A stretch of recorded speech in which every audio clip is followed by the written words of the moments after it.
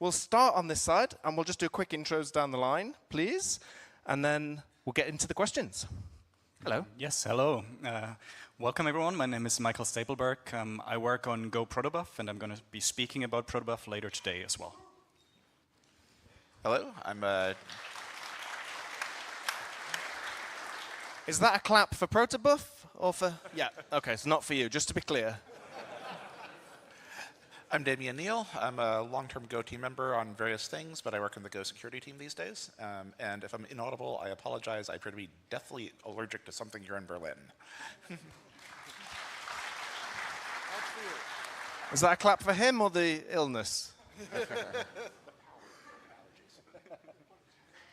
Hi, I'm Michael Pratt. I work mostly on the Go runtime and various aspects of Go performance and making your Go programs go faster. Yes. Hi, I'm Jonathan Amsterdam. I work on now some static analysis tools for Go that find their way into Go, please. And lately I've been working on the MCP SDK for Go. There we go. OK, so the first question that came in is, how are you guys planning to support local communities?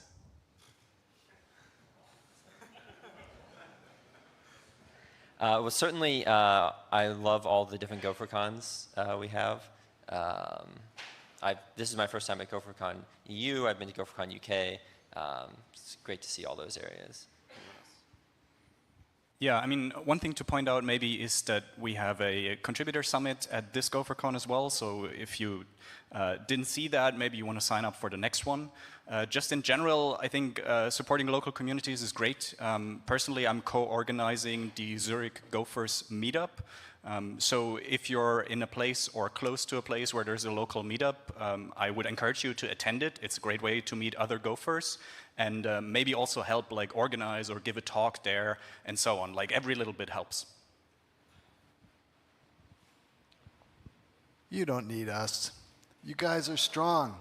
The communities that we know about are all strong and self-sustaining, and we're happy to participate where we can. But the ratio of Go team members to Go developers is like one Go team member for every like 250,000 or something Go developers. So we do what we can. We come to these big conferences as we can, and but I think the community is so strong that whether we're involved or not is actually not that big a deal. So nothing. Thank you. OK, next question. Ever considered adding an immutable data type to Go? Ever considered? I think yes. It's You've considered probably it. been considered. Politician's answer. I'm sure there have been many proposals. I think I personally have not been that involved in language design discussions. But there have been a lot of discussions, and there's always complications. Any language change has so many complications, and so figuring out how to keep it simple and provide the power is always tricky. Yeah. I can say that having, like, my personal opinion for many years has been that having some form of immutable or better support for immutability is probably one of the best things that we could do. We have no idea how to do it. We've had various proposals internally. None of them worked out. If we ever figure out how to do it, I'm all the way behind it myself. If the community comes up with a great proposal, that would be wonderful. But I think that right now, we don't know how to do it. Yeah, that's a great answer. And following on from that, in your opinion, what is the most useless feature of Go? If you were allowed to make breaking changes, what would you break? Dave Cheney doesn't like else. Well, it would be a much easier question if you said which parts of the standard library should we remove. I'm sure we can all come up with pretty good answers for that, things that we wish weren't there or that are so seldom used that it's just annoying to have them there. But I don't have any opinions about the language. To be fair to the questioner, they did literally say, what would you remove from the language or standard library? OK, so standard library. Something in the text packet, tab writer I mean, it's actually useful, but it's badly designed. I would just maybe I'd do a V2 of that if anyone actually used it in large numbers. Yeah, I'd say in the runtime package as well, we have a lot of diagnostic tooling and APIs, but all of the APIs kind of crufty, kind of hard to use, could probably, I don't think a lot of the features should be removed. I wish they had better APIs. It's also unclear, is it worth having a V2? It's not so clear, but definitely could use better APIs. NetRPC. Yeah, there's like a couple of packages like that. I think the exp_vars is another one where you can sort of export variables for monitoring. Very niche, nobody uses it. There's a couple of other ones that are sort of frozen or semi-frozen, like the syscall package is sort of tricky. Other packages are like the mail package, where the community had to step up and build a couple of other alternatives that do more than like sort of the bare bones implementation that we have in the standard library, similar for like syslogging and a couple of other things where it has just turned out that sort of the mindshare and the interest of the community is behind other packages, not so much those ones. And it would be great if we could sort of get rid of them, right, with like our magic wand, but they're there and they are useful to some people, so that's just the way it is. Yeah, I mean, balancing that, the fact that you have to live with that breaking promise of the 1.0 promise, I think. But honestly, Go wouldn't be as used universally without that, in my opinion. Like, so it's worth the difficult challenge, I think.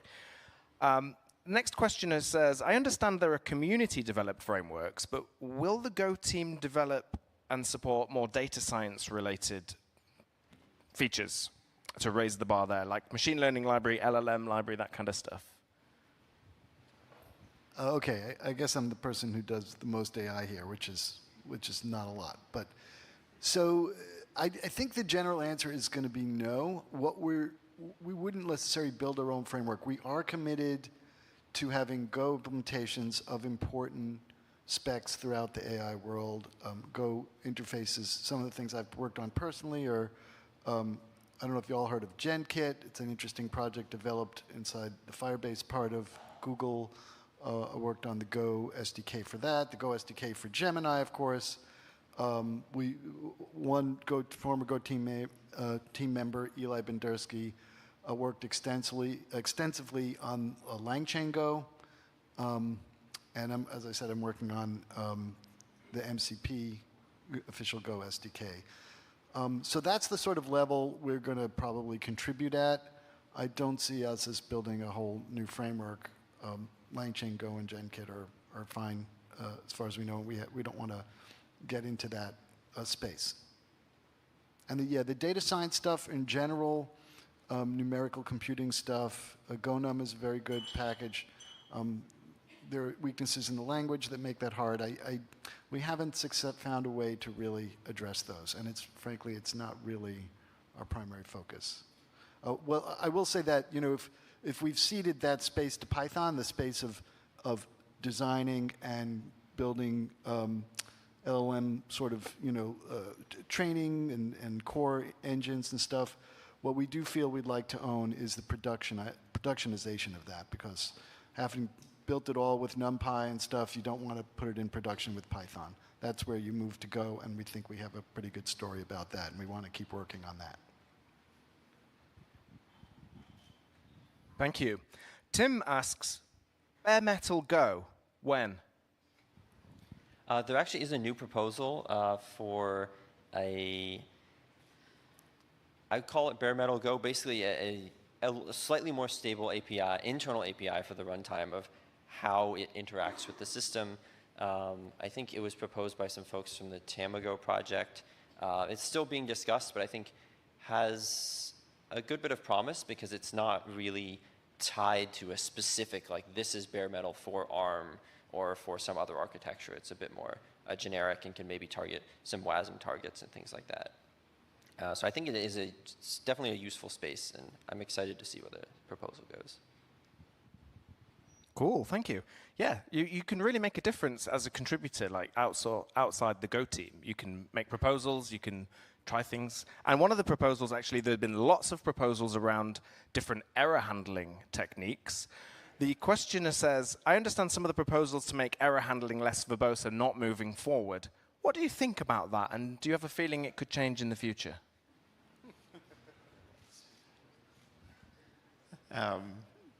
So I don't know if the questioner has seen the recent blog post from,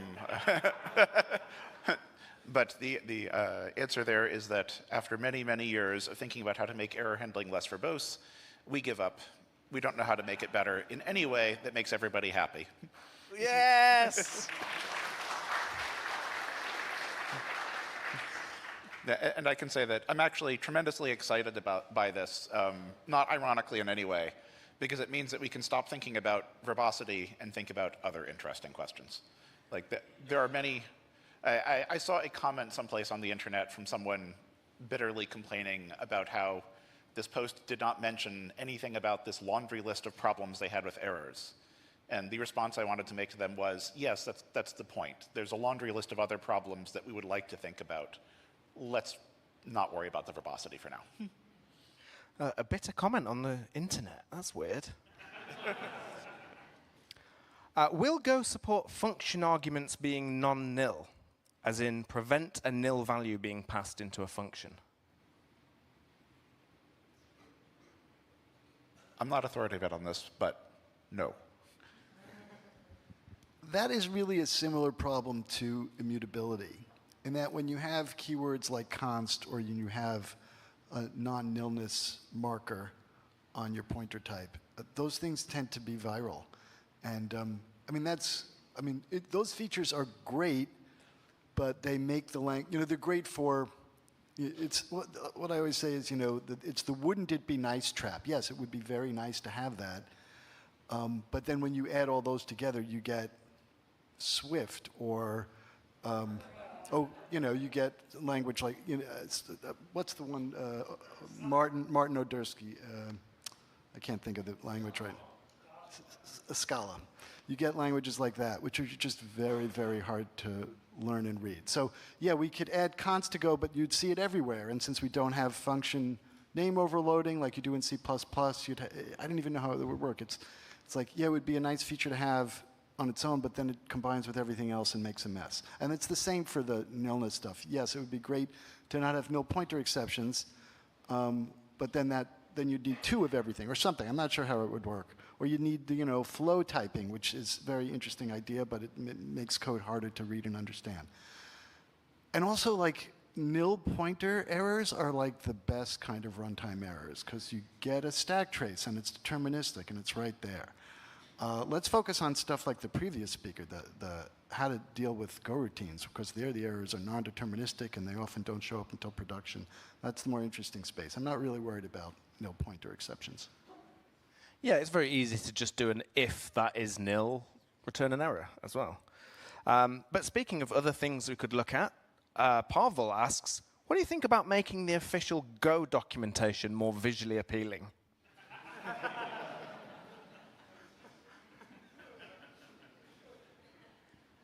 I'm not sure what that means. I like the way it looks. It means we need to hire a front-end developer, which is not going to happen. If you come to my talk tomorrow and look at my slides, you will know that I am the wrong person to ask that question.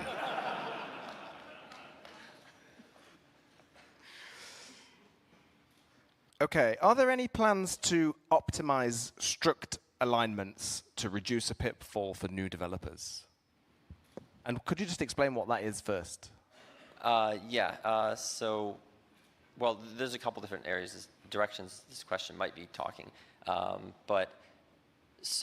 When you define, any type in Go has a size and it has a guaranteed alignment of how it's aligned. Variables that are on the stack or in the heap, they have some alignment, which is mostly important for atomic operations. Some CPUs will actually require certain alignments in order to do atomic accesses, but can also be useful for aligning with cache lines and things like that.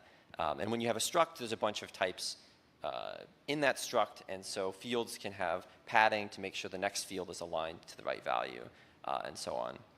And that can be a little annoying to deal with if maybe you want it to be packed so it uses less memory, or you want to increase the alignment for some reason, maybe to get it cache aligned. And there have been some developments there. David Chase especially has been looking at there's a new struct package, I think in Go 123, that lets you mark the layout of a struct. Like this needs to be the same layout that the host has in like a C function, which can be useful for CGO. So we definitely thought a little bit more about having some more markers and things for the type of alignment you want within a struct.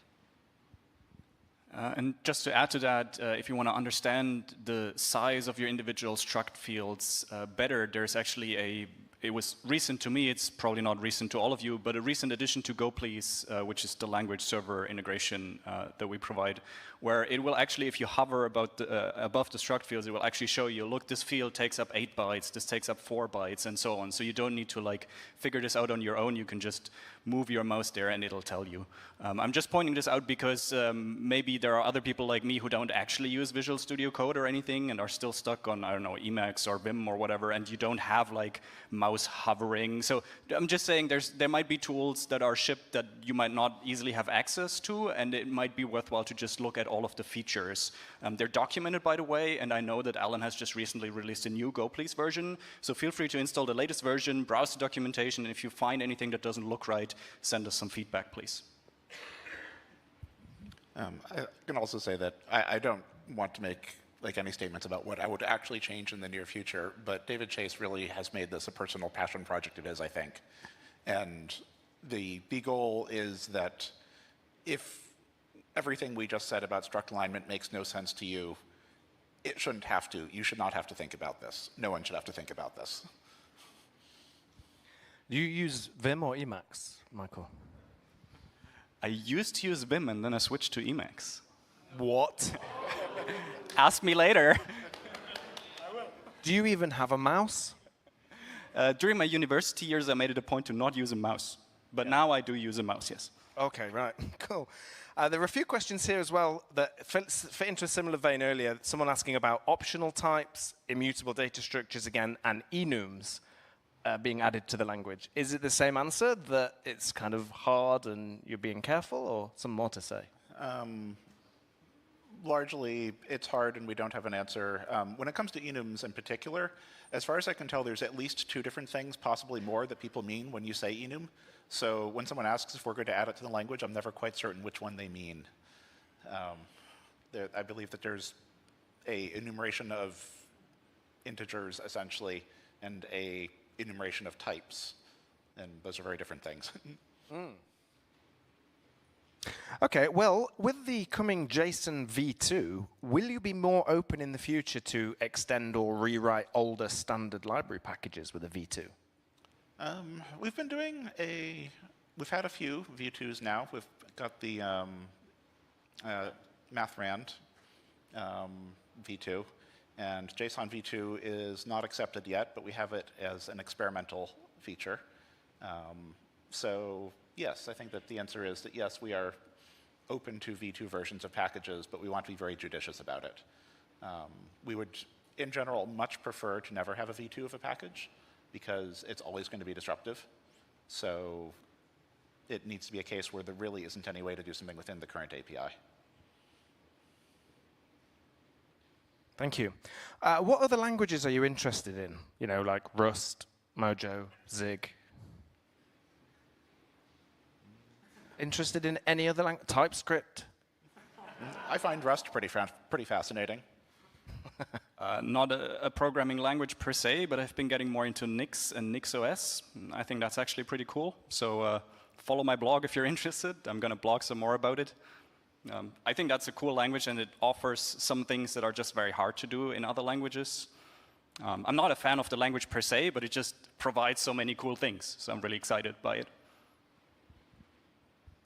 Yeah, I think Rust is very interesting as well. It's sort of on the opposite end of the language complexity spectrum of Go, but that gives it a lot of interesting capabilities. And so I think, you know, a lot of these features people ask about, you know, we would like to figure out how we can do them in a really simple, easy way, and I think there's a lot of inspiration there.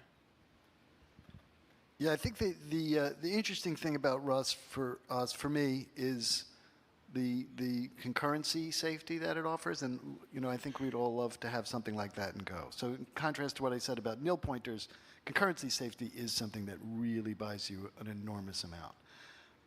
And I don't. No one knows how to do that in Go without making the language much, much more complicated. But the exciting thing is there's other languages besides Rust that have taken totally different approaches. And one thing I've been kind of looking at on and off is OCaml's changes, because they were actually able to change, Jane Street was actually able to change OCaml to have concurrency safety. And they took a very different path from Rust. And they just, I just read this yesterday, they now have open sourced this as OXCaml, OXCAML. So you can actually get their implementation of OCaml with these concurrency safety features. Great. 2 years ago, we had a speaker that had a 1,700-day streak on Duolingo. I think they were learning Rust.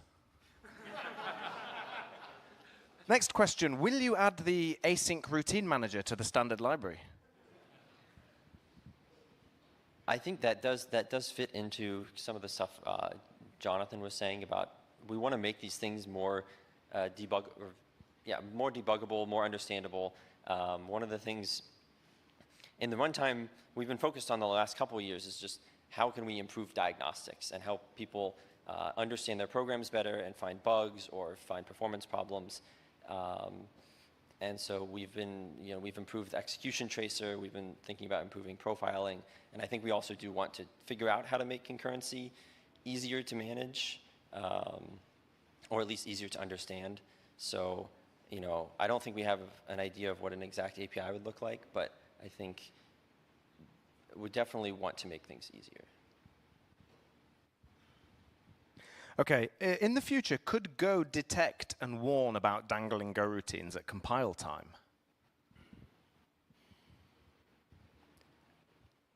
Compile time is a bit tricky. There's definitely limitations to what you can do with static analysis. It certainly could maybe find some. There was an interesting, I don't know if it was a paper or just a blog post from folks at Uber that extended the garbage collector to detect, basically find unreachable Go routines that will never run again because they're waiting on some channel.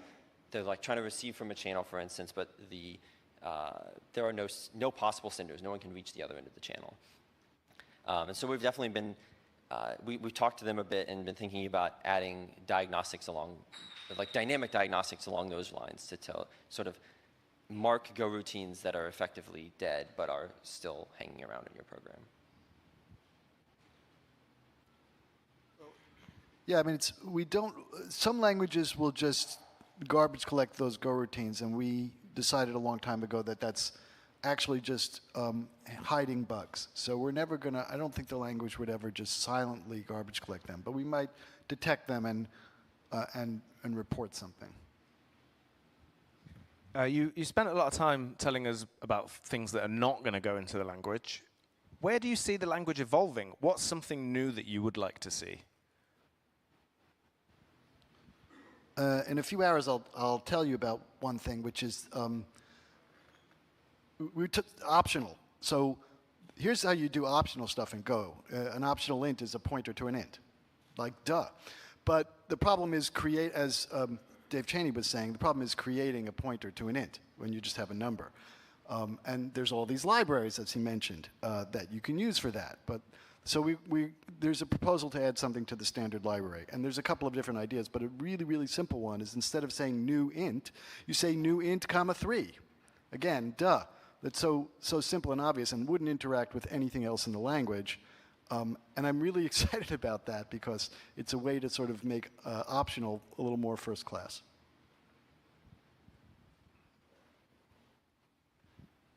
So as I mentioned, I work on Go protobuf, and that also means working on performance. And Go's performance is great per se, but there are a couple of things where as a programmer, I cannot take influence on the compiler and like the linker in order to, for example, change the ordering of basic blocks to move the code such that likely code that is executed will be all together and there aren't like big gaps that need to be jumped over, which is something that CPUs are very bad at. Like anything in that sort of area where we might be able to give a little bit more control without opening these huge foot guns, maybe that's something that could be added hypothetically, like just if I had to wish for it, but I have no concrete proposals or anything yet.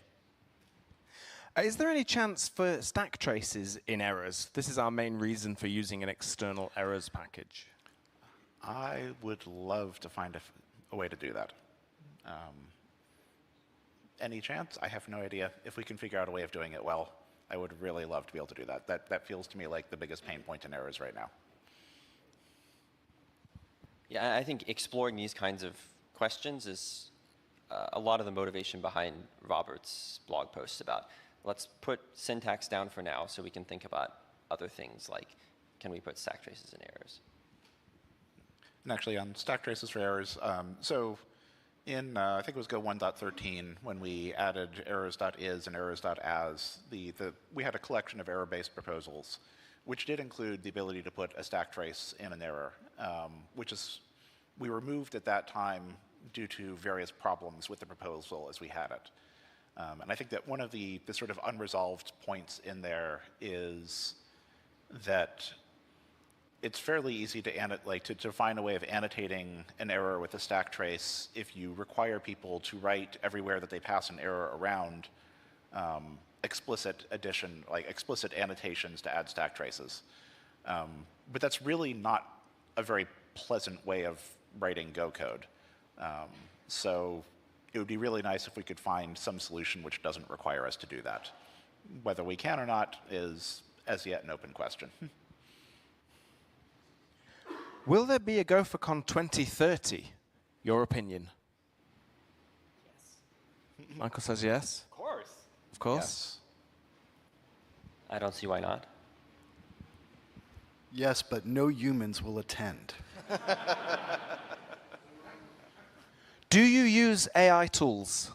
Do you use like Cursor or any of those others AI-assisted tools, and are you allowed to admit it publicly?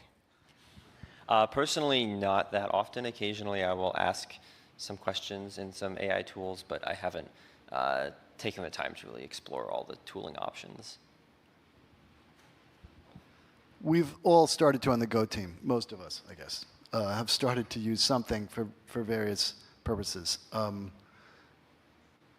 I personally used it on some recent stuff I did with OAuth. I used it to learn OAuth. I found it was a very patient teacher that I could ask really stupid questions for, and it gave me very clear answers, so I really like that. I use it to translate some specs into code.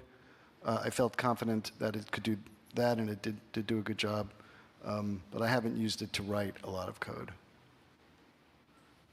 And I will admit that I'm a bit of a Luddite. I don't use autocomplete at all in my editor, so I'm like 20 years behind or whatever. Yeah, I'm totally with Michael on that. Like, I like my editor to just react to key presses and never suggest anything. But I will also echo Jonathan's sentiment, which is that these large language models make for greatly patient teachers. So I will say that, for example, as I got more into Nix and NixOS, I used it to ask it a lot of stupid beginner questions, and that was pretty helpful. But in my actual expert subject area of protobuf, I can really see that it doesn't understand in the slightest even the basics of the stuff that interests me in that area.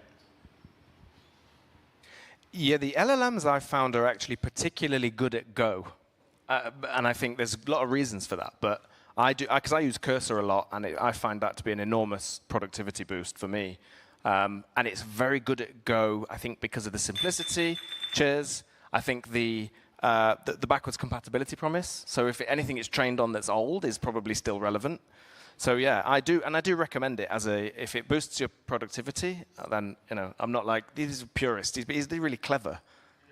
No, we should be using AI, I think, to enhance us. Cheers. What about the software security of Go versus Rust? Any chance of a high security flag or something like that to switch it into a different mode? I suppose that I should answer that since I'm on the security team, but I have absolutely no idea as to what Rust's high security flag does. So, Or it would just be a new flag in Go to make it change and be more limited, I guess. Why wouldn't that just be the default? Why can you turn that off? Why can you turn that off? That's my first question. I suppose if it's got breaking changes, would be my answer. I can say that as a more limited, very limited to one area which I work on, I have been kicking around an idea for, in the HTTP package, a essentially high security HTTP server flag for change all the defaults that we really wish we hadn't put in 10 years ago to the defaults that we wish we had chosen back then, which will all be breaking changes, but will be better. Yeah, I would love that personally, so please go ahead. I will say that instead of having an additional flag that changes how the language behaves on a per package basis or something like that seems pretty far-reaching. And I would like to plug some of Damien's earlier work, which is the os.root API, where we have a traversal-safe API to open files, which I found very, very useful when building just about any server or even Go applications that should be restricted. So I think APIs over like far-reaching in-language modes is probably like the more fine-grained, more reasonable approach. And I will also plug that Go is very compatible with various like sandboxing technologies. For example, I recently introduced landlock support to one of my programs, which is a very nice Linux-based sort of sandboxing thing. And I also have production servers that run with active seccomp filters and so on. So you can do a whole lot of restricting your programs, like your processes, to do things. You don't necessarily need to have that built into the language itself. What's your biggest worry about Go in the next 5 years? What keeps you up at night? Not worried at all. Chilled out. Everyone gets really bored with it and goes off and does something else, and I have to learn C++ again. I can't see it happening. Has your team ever hit performance ceilings due to Go's garbage collector? And how do you handle that? I don't think I would say our team specifically has hit garbage collection bottlenecks, but certainly we interact with people in the world that have certainly hit bottlenecks with garbage collection. We see teams within Google, we see external users. And we have Michael Konishek on the Go team, works a lot in the garbage collector, sort of constantly looking to improve performance, improve scalability in particular. There are definitely some scalability bottlenecks as people start running. We don't run on just dual core machines anymore. People will run on a 256 core machine, and it can be a lot more difficult to scale. So we've been, if you haven't seen, there's actually, Michael Konishek has a proposal for, he calls it the green tea garbage collector, a sort of somewhat new version of the Go garbage collector. It's not a complete rewrite, but tries to make things more scalable and more, basically have better locality to reduce the overall footprint of like CPU time of the garbage collector. Okay, so on that, could Go leverage WASM's native garbage collection to improve performance? So sort of turn off Go's and let the WASM handle it. And why is this not currently possible? That would be great. It hasn't happened for a couple reasons. One is our WASM port just needs more attention in general. It definitely, it's been getting more attention over the last, I think, year or two, and I think will continue to get more attention because WASM's getting more and more popular. WASM's GC is rather painful to work with in Go. The model of their GC does not support interior pointers, which means you can't have a pointer to like a field in the middle of a struct. Go very much supports interior pointers. And that's not a hard blocker, I think, but it does sort of complicate what the implementation would look like. And that's kind of one of the roadblocks. But I think in general it would be good. Integrating with the WASM GC would we wouldn't need to duplicate garbage collection. It interacts better, I think, when you're sharing objects between JavaScript and Go in the WASM code. So it would definitely be a good thing to have. A question here about your actual working practices. How do you collaborate as a team? Is it async, or do you do pairing, mob programming, things like that? What does that look like? I think it depends a little bit on the project. Within the Go team at Google itself, we have folks in multiple different cities. So, obviously, whenever we're working across cities, especially across time zones, there's more asynchronous stuff. But usually, I would say, for a lot of projects, we tend to work in pretty small teams of 2, maybe 3 people working on something, and so we'll collaborate pretty closely with that other person. I don't know if anyone else has. Yeah, I will just add that doing sort of asynchronous written down communication and working is very natural for us on the Go team, because Go as a whole also works like that, right? Via the GitHub issues and proposals and so on. So it's always good to be in the mindset of we can't just discuss this verbally, like everything needs to have a record, not just for us, but for the benefit of everyone, right? How important is performance for you? This questioner says, I'm surprised not to see things such as I/O Uring making it into the runtime standard library. How come your Router 7 project hasn't motivated you to do it already, Michael? Yes, so the Router 7 project is where I build my own router, like for internet, right? All in Go. You can check it out if you're curious. I/O Uring is pretty fascinating, but it also has some pretty spectacular security issues, which I think is the reason why on like Google servers it's entirely turned off. I mean, maybe I could start using it, but the security aspect of it and the reduced availability is giving me a little bit pause. So maybe I/O Uring, like, despite it being very exciting and very impressive in the performance that it achieves, maybe it's just a little bit too early in its development to think about making that more widely usable in Go. I certainly care a lot about Go performance. I mean, that's what I work on every day. Go performance, I think, is interesting. I feel like Go developers, there's a bit of a bimodal distribution. There's Go developers who are very happy with Go's performance. Maybe you were using Python before and you just switched to Go and everything's 40 times faster. And so, like, what could possibly go wrong? And on the other end of the spectrum, you've got really big companies, really big teams running at huge scale that definitely would like performance to be better.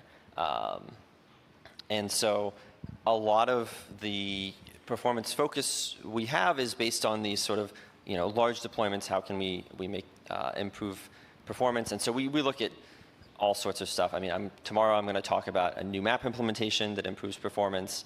And yeah, like Michael said, I/O Uring in particular, it's a very interesting API. It's something that's sort of, a lot of its core use case is making it easier to build async runtimes, especially like something like Node.js, which maybe even single-threaded. We've already built a lot of that in Go.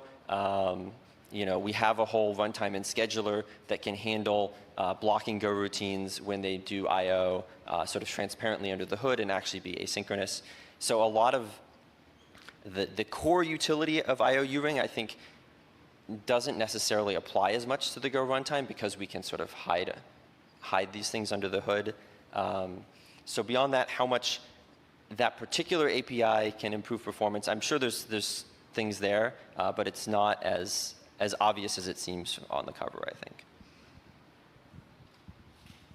Okay, cool. What would it take for Go to become the go-to language for DevOps scripting instead of Python, especially for things like internal CLIs, automation tasks, and quick infra tools? And by the way, it already is that for me. Within Google, it basically is. As far as I know, it essentially replaced Python. Not from any mandate, it just happened. Brutal.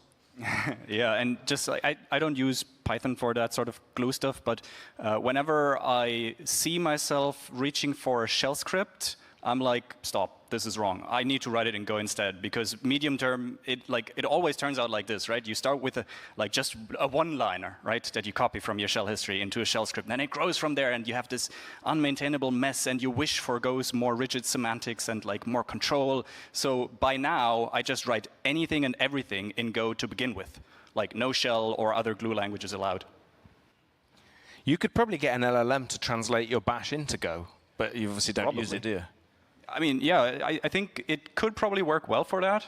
I haven't tried it. Yeah. OK. How much time a week is spent doing community proposals and issues compared to internal Go development? I would say I probably spend, I don't know, 50% of my time on issues, investigating issues.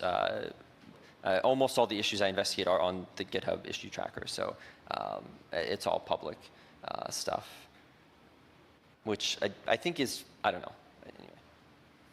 Oh, I don't know if you have anything to say. That sounds high to me. I mean, good for you. Yeah, I don't spend that much time on that, I'd say, but it is a part of our job, and it's an important part of our job. So.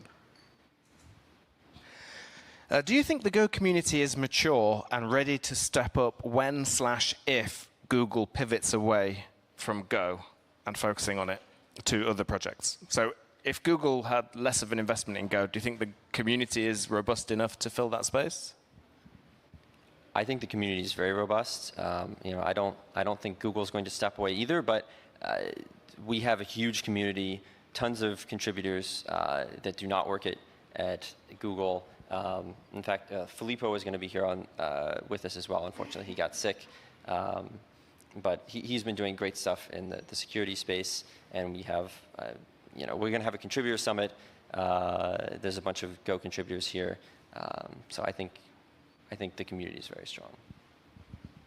And just to hammer a little bit more on Filippo, who unfortunately couldn't be here today, he actually blogged about this as well. He has this sort of small organization where he actually is supported by a number of different companies for his work on Go. So he is probably one of the most independent maintainers of Go right now. And I think it would be great if, for other areas of the larger ecosystem, that other people would step up into a similar role, right? I think fundamentally we need to look at this problem in the whole societal context, right, of how do we get sustainable open source funding. And I think Filippo is doing pioneering work in that regard. So I look forward to talking to him about that more. OK, and we've got time for maybe one more question. Jonathan, I think this one's going to be for you. What's the timeline for the official MCP SDK? And how will it be different from other packages like MCP Go or Go MCP? Those are real packages. So the timeline is it's going to happen literally any day now. I hope to have a more up-to-date announcement on Thursday for my MCP talk. And it's going to be, it's just, how is it going to be different from those? It's going to be the official one. And we just spent a long time designing it. It's really great to not be first to market, because you get to see what everyone else has done. You get to see where things are heading, and you get to design cleanly to that. It's still young in MCP days, so we maybe made a lot of mistakes, but at least we had the benefit of all these other packages to build on, and I think we built something pretty nice. And I'll be talking about it, the details of its design on Thursday. OK, and I think we can squeeze one more in. Are there any plans to use LLMs for compile time analysis? I'm not sure exactly what compile time analysis means. There have definitely been papers in the last 5 years or so about ML, maybe not LLM, but ML-based compiler optimization passes. I know there's been a paper about register allocator algorithm for LLVM that used like a trained ML model. And they got pretty good results. The register allocators are very complicated and black boxes people don't really understand, so it's kind of a good fit for an ML model that's a black box no one understands. And I think in that paper was a few years old, but they were getting comparable results to the handwritten LLVM register allocator. So I think there's definitely space in the future for more optimization passes that maybe use ML models, because a lot of compiler optimizations are heuristics, and so it kind of makes sense. Yeah, OK, thank you. Well, that's it. Please give it up for the Go team, everybody.